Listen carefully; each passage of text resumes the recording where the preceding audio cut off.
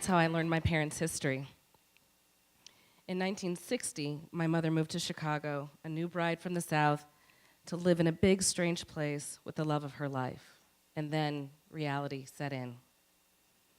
My father was one of the leaders of the local civil rights efforts, which meant in addition to his job, he would often lead protests and sit-ins and sometimes be arrested. My mother would be at home, calling her mom and her sisters, crying and afraid. On the other hand, my father didn't talk much. When he did talk, his stories were painful because he was the one leading sit-ins and being jailed. Yet both my mother and my father's stories had romantic endings of love and justice. My childhood directly reflected the victories of the civil rights movement. We lived in a South Side neighborhood. I had black and white neighbors. I went to CPS magnet schools with artificially constructed formulas that gave us integrated schools. And my parents taught me the rules.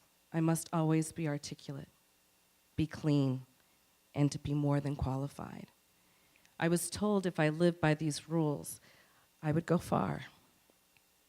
However, in this era of diversity, equity, inclusion, racial equity, racial healing, racial justice, cultural competency, and social justice, and I'm sure I missed a few. I think I'm experiencing more racial harm than healing.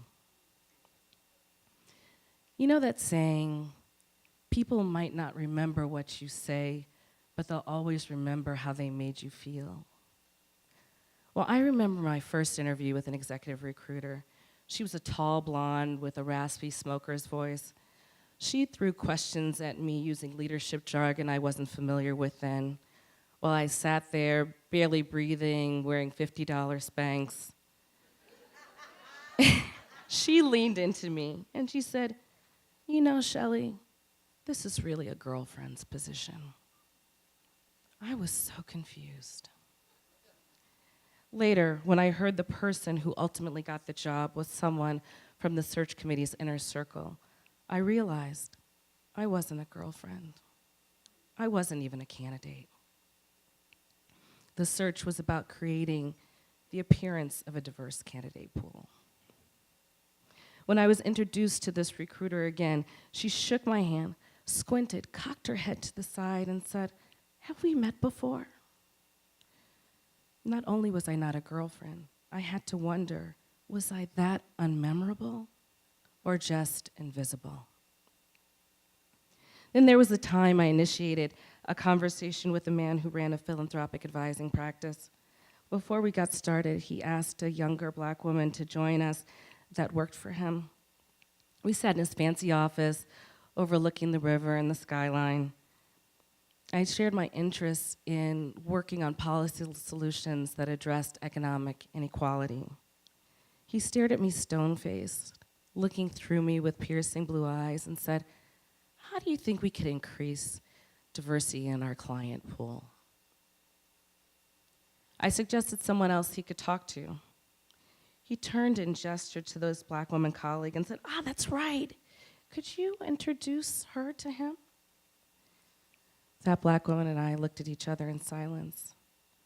I left that meeting feeling nauseous. I mean, how naive of me to be concerned about the disappearing middle class when clearly my only value to him was to increase and diversify his client base for free.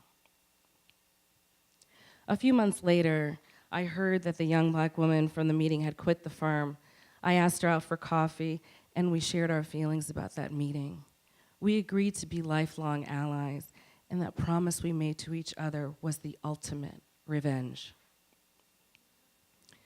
These are only a couple of examples that have tarnished my civil rights movement pride.